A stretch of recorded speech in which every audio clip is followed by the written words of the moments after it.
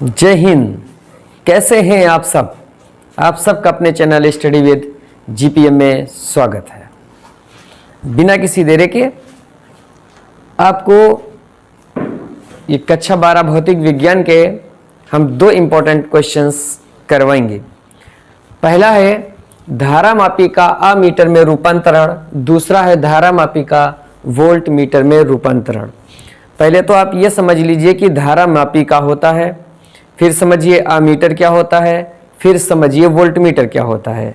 धारामापी वो यंत्र जिससे हम धारा को नापते हैं, वो मतलब धारामापी कहलाता है सीधा सीधा।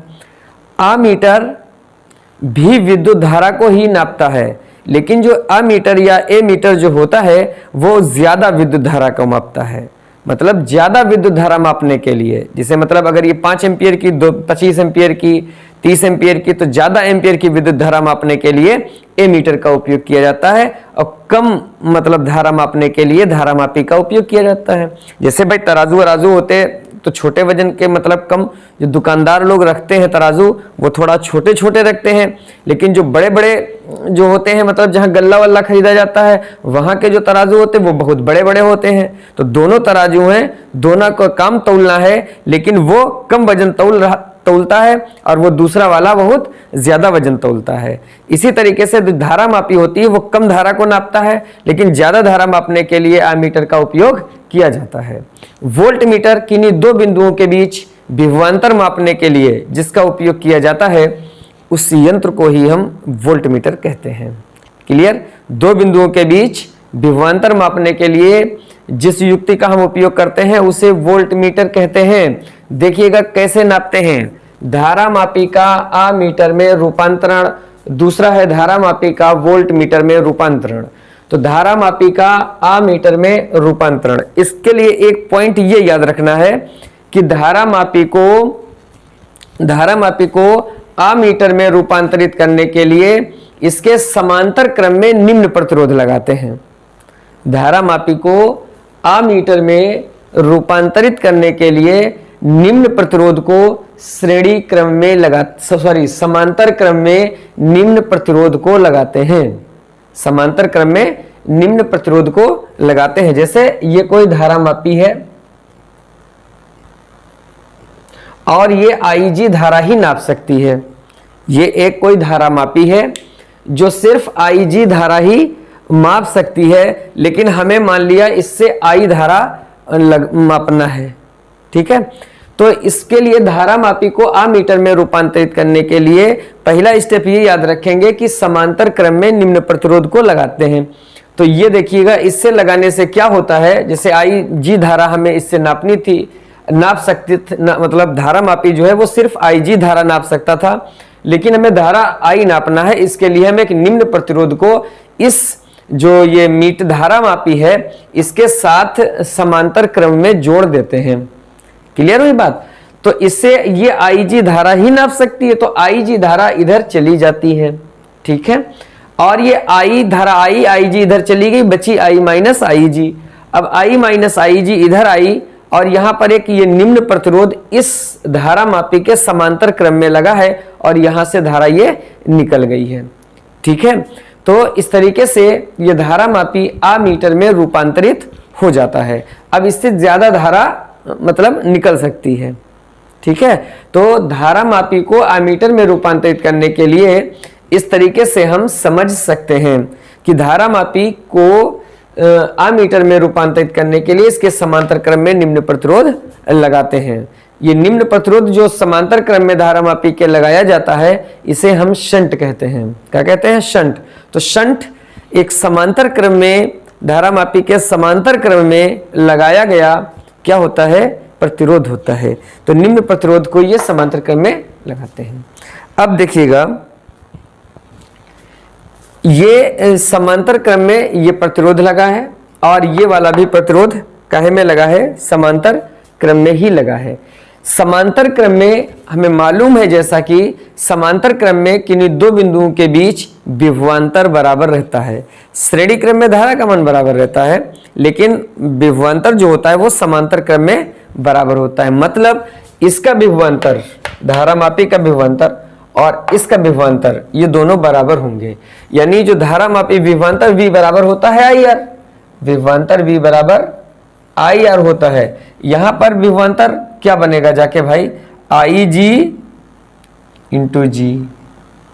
ठीक है, इसका प्रतिरोध G है, ये जो धारा मापी है इसका प्रतिरोध कैपिटल G माना गया है और IG धारा इसमें बह रही है, तो इसका जो विभवांतर होगा वो IG गुणे G। और इसमें जो इस प्रतिरोध में जो धारा आ रही है I माइनस IG, तो इन दोनों बिंदुओं के बीच जो विभवांतर होगा वो होगा I minus IG into S. क्या हो जाएगा, इंटू एस। अब ये देखिएगा इधर आएगा IG बटे I minus IG into G बराबर एस, या एस बराबर IG बटे I minus IG into G. S बराबर IG बटे I minus IG into G. यहाँ पर जो G है ये कौन चीज़ है, ये धारा मापी का प्रतिरोध है। IG जो धारा मापी है, अधिकतम जितनी धारा नाप सकती है। I जो है वो टोटल धारा है और S जो है वो समांतर क्रम में लगाया गया एक शंट है। तो इस सूत्र मतलब जो अमीटर है वो इस बात पर निर्भर करता है कि ये S का मान कैसा है। ठीक है, तो इसके मान पर इसकी जो अमीटर की दक्षता वो इसी पर निर्भर करती है कि जो S का मान है वो कितना है। जब S का मान कम होगा तो ज़्यादा से ज़्यादा धारा मापी जा सकती है। ठीक है, अगर कोई एक आदर्श अमीटर है, एक आदर्श अमीटर है, तो उसका जो होता है प्रतिरोध होता है जो शून्य होता है। एक आदर्श अमीटर होता है उसमें जो प्रतिरोध होगा टोटल वो शून्य होगा। ठीक है, तो इस सूत्र से हम कुछ सवाल भी लगाते हैं। अब यहाँ पर देखते हैं कि धारा मापी का वोल्ट मीटर में रूपांतरण, यानी धारा मापी को हम वोल्ट मीटर में कैसे बदल सकते हैं। धारा मापी किसी परिपथ में बहने वाली धारा को नापता है और वोल्ट मीटर किसी परिपथ में दो बिंदुओं के बीच विभवांतर को मापता है। देखिएगा ये एक वोल्ट मीटर है, ये धारा यहाँ से आ रही है और हमें इन दो बिंदुओं के बीच इसे वोल्ट मीटर में बदलना है। ये एक धारा मापी है, इसमें IG धारा आ रही है। तो धारा मापी को वोल्ट मीटर में बदलने के लिए एक उच्च प्रतिरोध को श्रेणी क्रम में लगाते हैं। ठीक है, तो धारा मापी को वोल्ट मीटर में बदलने के लिए उच्च प्रतिरोध को श्रेणी क्रम में लगाते हैं और इसमें निम्न प्रतिरोध को समांतर क्रम में लगाते हैं। ठीक है, अब इसमें क्या होगा, ये आ रही है IG इंटू जी और आगे एक और ज्यादा प्रतिरोध लगा दिया, तो इसमें बहुत ही क्षीण धारा बहने लगती है, इसमें बहुत ही कम धारा बहने लगती है। जिस भी परिपथ में किन्हीं दो बिंदुओं के बीच विभवांतर हम नापना होता है वहां पर इस परिपथ को सेट कर दिया जाता है और जो यहाँ पर विभवांतर आता है वही इन दो बिंदुओं के बीच विभवांतर आ जाएगा। जैसे यहाँ पर जो विभवांतर V बराबर IR, यहाँ पर धारा है IG। ठीक है, और प्रतिरोध हो जाएगा G प्लस R। प्रतिरोध क्या हो जाएगा, G प्लस IR धारा और प्लस ये समांतर क्रम में श्रेणी क्रम में प्रतिरोध है और श्रेणी क्रम में जो प्रतिरोध होते, अगर यदि एक प्रतिरोध R1 हो, एक प्रतिरोध R2 हो, एक प्रतिरोध R3 हो और सभी प्रतिरोध श्रेणी क्रम में जुड़े हों तो उनका जो तुल्य प्रतिरोध होता है वो R1 plus R2 plus R3 होता है। ठीक है, तो ये बात है। अब यहां पर ये V बराबर यही आ जाएगा, V बराबर IG R प्लस R, या ये इसके विभवांतर के बराबर हो जाएगा। तो G प्लस R बराबर V बटा IG, तो R बराबर V बटा IG माइनस का G। जहां R जो है वो लगाया गया उच्च प्रतिरोध है, V जो विभवांतर अगर नापना हो तो उसके लिए है, IG जो धारा मापी है जितनी ज़्यादा से ज़्यादा धारा नाप सकती थी वो IG, और जो कैपिटल G है वो है धारा मापी का प्रतिरोध। तो एक आदर्श जो वोल्ट मीटर होता है उसका प्रतिरोध अनंत होता है। आदर्श वोल्ट मीटर का प्रतिरोध अनंत होता है का प्रतिरोध, किसी भी धारा मापी में एक आदर्श जो वोल्ट मीटर अगर बनेगा तो उसके में प्रतिरोध जो होता है वो अनंत होता है। और एक जो धारा में अमीटर में जो रूपांतरित होता है तो इस परिपथ में जो प्रतिरोध होता है वो बहुत निम्न होता है। और एक आदर्श अमीटर का जो प्रतिरोध होता है, एक आदर्श अमीटर का जो प्रतिरोध होता है वो एक का प्रतिरोध जो होता है वो शून्य होता है। ठीक है, आदर्श वोल्ट मीटर का प्रतिरोध अनंत होता है और आदर्श एमीटर का प्रतिरोध जो होता है वो शून्य होता है।